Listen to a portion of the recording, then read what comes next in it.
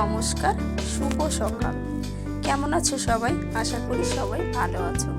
তো আমি প্রভাতী আর আমি চলে এসেছি আজকে একটা নতুন ভিডিও নিয়ে। এই মিষ্টি সকাল থেকেই আজকের ভিডিওটা শুরু করছি। তো দেখো, আজকে আমি বোনের বাড়ির থেকে ভিডিওটা শুরু করছি। বোনের ঘরের সামনে এমন একটা গাছ রয়েছে, ছোট্ট ছোট্ট টগর যেটা হয় সেই ফুল গাছটা।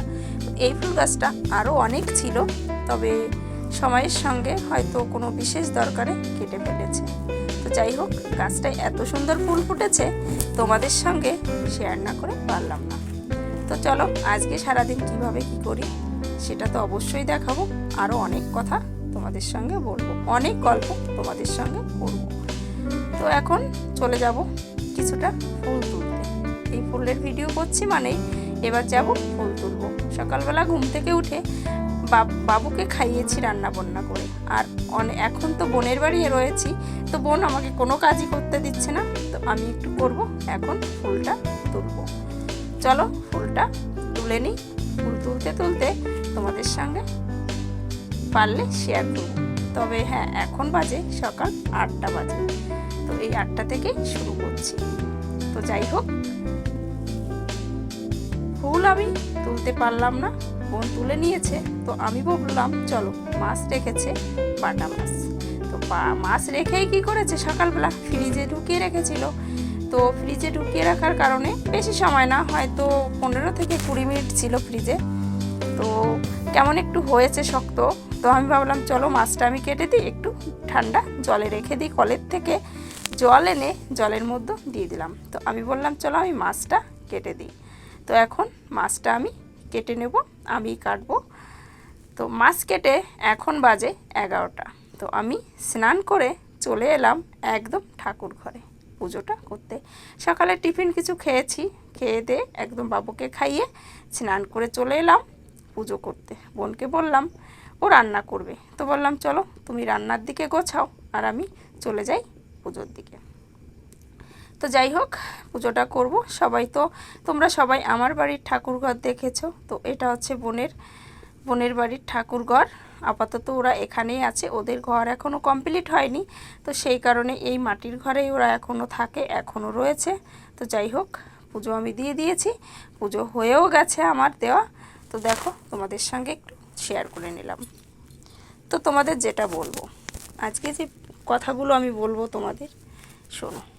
তো কথা হচ্ছে, ঝিলিক দেবজিৎ বলো, মানে যে দিদি ভাইয়ের চ্যানেল আছে দিদির, সেই দিদি একটা ভিডিও করেছে গত 2 দিন হ্যাঁ হলো। তো দিদির কাছ থেকে খবরটা শুনে আমার সত্যি ভীষণ কষ্ট হচ্ছে, এতটাই খারাপ লাগছে, আমি কাউকে বলে বোঝাতে পারছি না যে এত কষ্ট হচ্ছে। মনে হচ্ছে আমার সঙ্গে হয়েছে মানে ঘটনাটা। তো কি ঘটেছে, তো বিজন সুতপা লাইফস্টাইল দিদিকে তোমরা সবাই চেনো, সুতপা দিদি। তো সুতপা দিদিকে আমি ভালোবেসে সুতা দিদি বলতাম। তো কোনো দিন না রাগ করেনি দিদি, সুতাদি বলেই বলতাম। তো যাই হোক, খবরটা শুনলাম সুতাদি নিজে যে কোনো কারণেই হোক না কেন চ্যানেলটা ডিলিট করে দিয়েছে। তো আমাদের ওয়াইটির দিদি, প্রিয় একটা দিদি বলতে পারো, বন্ধু বলতে পারো।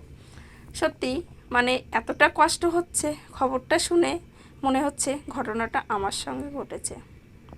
তো কি বলবো, দিদিকে একটাই কথা বলবো, দিদি তুমি কেন করলে এমন? যে যাই বলে থাকুক না কেন, তোমার সঙ্গে যাই ঘটে থাকুক না কেন, তুমি এই কাজটা কেন করলে? হয়তোবা তুমি চ্যানেলটা রেখে দিতে পারতে, ভিডিও দিতে না, ভিডিও ছাড়তে না, তবে তুমি কেন করলে এটা? আমরা জানি, কেননা একটা চ্যানেল বড় করতে অনেকটা কষ্ট হয়। যেমন আমরা একটা ছোট বাচ্চাকে গড়ে তুলছি, ঠিক তেমনই একটা চ্যানেল তৈরি করতে সত্যি খুব কষ্ট হয়। আমি বুঝি কতটা কষ্ট, একটা বাচ্চাকে নিয়ে আমি করি। তো বাচ্চাকে নিয়ে করি তো কি হয়েছে, সবারই প্রচণ্ড কষ্ট হয়, চ্যানেলটাকে দাঁড় করাতে খুবই কষ্ট হয়। তার জন্য আমি বলবো দিদি, হয়তোবা আমি জানি তুমি মনে অনেক কষ্ট পেয়েছে, তোমার সাথে যাই অনেক কিছু হয়তো ঘটেছে, সেই কারণে তুমি রাগ করে বা রাগের বশে বা অভিমান করে তুমি চ্যানেলটা ডিলিট করে দিলে। তো সত্যি খবরটা শুনে আমি মানে কি বলবো, এতটাই কষ্ট পেয়েছি, বলার মতন নেই। কেননা কিছু কিছু মানুষ আছে আমাদের এই ওয়াইটিতে এসে পেয়েছি, দিদি বলো, বন্ধু বলো, অনেক ভালো ভালো মানুষ পেয়েছি, তাদের সঙ্গে চেনা পরিচয় অনেক দিনের, 2-3 বছরের চেনা পরিচয়। তো একটু তো কষ্ট হয় বলো, সেই জন্যই বলছি যে সুতাদি তুমি কেন চ্যানেলটা ডিলিট করলে, না করলেই পারতে। তবে আর একটা কথা বলবো সুতপাদি, তুমি নতুন করে আবার চ্যানেল খোলো, মানে তোমার যে কোনো মোবাইলে আর কি, যেভাবে হোক খোলো, তোমার পাশে আছি, থাকবো, সারা জীবন আছি। তো এটাই বলবো, এইটুকুই বলার ছিল। তো যাই হোক, আমি বেলের শরবত করলাম, এদিকে বোন রান্না করলো লাউয়ের তরকারি আর বাটা মাছের সর্ষে বাটা দিয়ে করেছিল, আর কুমড়ো ভাজা। তো এখন চলে এসেছি দেখো একদম সন্ধ্যাবেলায়, সন্ধ্যা হয়নি, এখনও লাগেনি। তো বাবুর খাবারটা বসাচ্ছি, আর এদিকে কেটে নেওয়া হয়েছে শসা, কাঁচা লঙ্কা, কাঁচা পেঁয়াজ। তো এটা দিয়ে এগরোল তৈরি করা হবে, এগরোল করবো আজকে সন্ধ্যাবেলা টিফিনে, আমরা সবাই এগরোল খাবো। তো তারই প্রস্তুতি চলছে। তো যাই হোক, হয়তো মানে কি বলবো, আজকে অনেক কথা বললাম। আমি হয়তো কাউকে নিয়ে কোনো দিন কোনো কথা বলি না, কিন্তু সত্যি কথা বলতে কি জানো, নিজের মানুষের, কাছের মানুষের সঙ্গে যদি কোনো কিছু ঘটে না, সেটা মেনে নেওয়া যায় না। আমি ভাবতে পারিনি, যখন ঝিলিকদি এই ভিডিওটা করেছে, ঝিলিকদির থেকে ভিডিওটা দেখলাম, শুনলাম, আমি অবাক হয়ে গেছিলাম যে এ কি, সুতোপাদি এমন কাজ করলো, মানে ভাবতে পারিনি আমি। তো যাই হোক, যে কারণেই হোক সুতোপাদি করেছে, হয়তো আমাদের এতটা কষ্ট হচ্ছে, হয়তো সুতোপাদির এর থেকে আরও অনেক অনেক বেশি কষ্ট হচ্ছে, আমি জানি। তো যাই হোক দিদি, তুমি কষ্ট পেও না, তুমি আবার নতুন করে শুরু করো, তোমার পাশে আছি। তবে মানতে পারছি না, তার জন্যই কিছু কথা বললাম। যদি কোনো খারাপ বলে থাকি, তবে ছোট্ট বোন হিসাবে মেনে নিও, এটাই বলবো। তো এটুকুই বলার ছিল। তো চলো, এগরোল আমাদের রেডি, এখন আমরা এগরোলটা খাবো, সবাইকে দিয়ে দেব। বৌদি এসছে, বৌদিকেও দেবো, আর মার জন্য, বাবার জন্য এই যে টিফিন বক্স করে পাঠিয়ে দেব। তো এটা আমি খাচ্ছি। বোন বলল দিদি গরম গরম খেয়ে নে, গরম গরম না খেলে ভালো লাগবে না, তো সেই কারণেই খাচ্ছি। আর রাত্রেবেলায় এটা একটাই খেয়েছি, বেশি আমি খাই না, সবাই একটা একটা খেয়েছি। তো রাত্রেবেলায় 2 বোন খাবো, সিদ্ধ ভাত করবো, এখন না, অনেক রাত্রে করব, 10টার দিকে কিছু মানে সিদ্ধ ভাত করবো, ওটা অল্প করে খাবো, ব্যাস। তো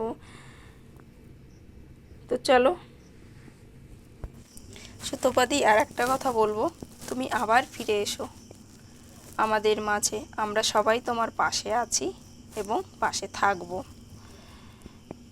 তুমি আর কোনো কিছু ভেবো না, আবার ফিরে এসো। তো চলো, আজকের মতো ভিডিওটা এখানেই শেষ করব। সবাই ভালো থেকো, সুস্থ থেকো, তোমাদের সঙ্গে দেখা হবে আবার কোনো নতুন ভিডিও, নতুন ব্লগে। তো আমাদের এগরোল বানানো কমপ্লিট, এখন আমরা খাবো। আর বাইরে প্রচণ্ড পোকা উঠছে, তো এতটাই পোকা উঠছে, দারুণ লাগছে দেখতে। লাইট বন্ধ করে দিয়ে আমরা সবাই বাইরে বসে আছি, আর তোমাদের সঙ্গে একটু শেয়ার করছি। তো চলো, আজকের মতো এখানেই রাখছি। সবাই ভালো থেকো, সুস্থ থেকো, টাটা, দেখা হচ্ছে পরের ভিডিও, পরের ব্লগে। ততদিন সবাই সুস্থ থেকো।